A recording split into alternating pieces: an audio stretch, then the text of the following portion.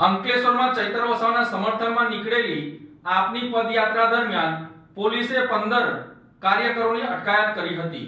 અંકલેશ્વરમાં ચૈત્ર વસાવાના સમર્થનમાં આમ આદમી પાર્ટી દ્વારા પદયાત્રાનું આયોજન કરવામાં આવ્યું હતું।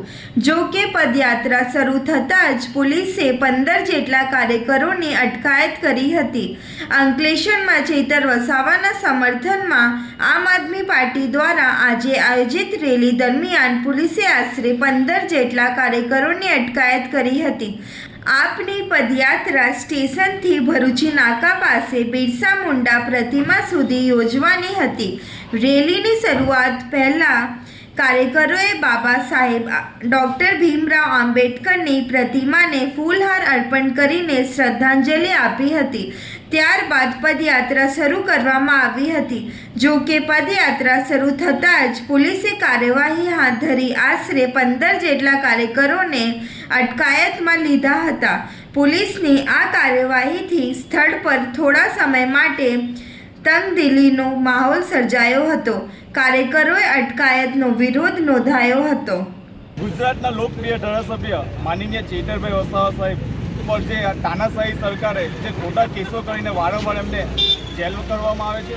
ફક્ત 18 દિવસના બાળકને એને પણ સજા કરવામાં આવી છે। ત્યારે આ ભાજપ સરકાર હંમેશા તાનાશાહી કરી રહી છે।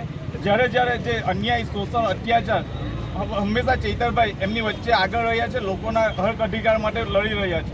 ત્યારે જ્યારે નર્મદા જિલ્લો આખો ચૈતરભાઈ વસાવા આમ આદમી પાર્ટી જીતી રહી છે અને તે ભાજપ સરકાર જોઈ શકી નથી।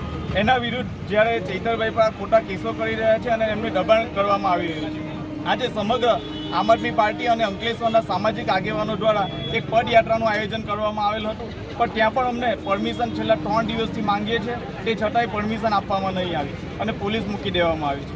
ભાજપ સરકાર હંમેશા તાનાશાહી સાબિત થઈ રહ્યું છે અને વારંવાર આ લોકતંત્રનું હત્યા કરી રહી છે। પણ અમને વિશ્વાસ છે માનનીય ચૈતરભાઈ અને નામદાર કોર્ટ, સુપ્રીમ કોર્ટ, હાઈકોર્ટ દ્વારા અમને જામીન અને કોર્ટનો સ્ટે આપવામાં આવશે। જય હિન્દ, જય ભારત।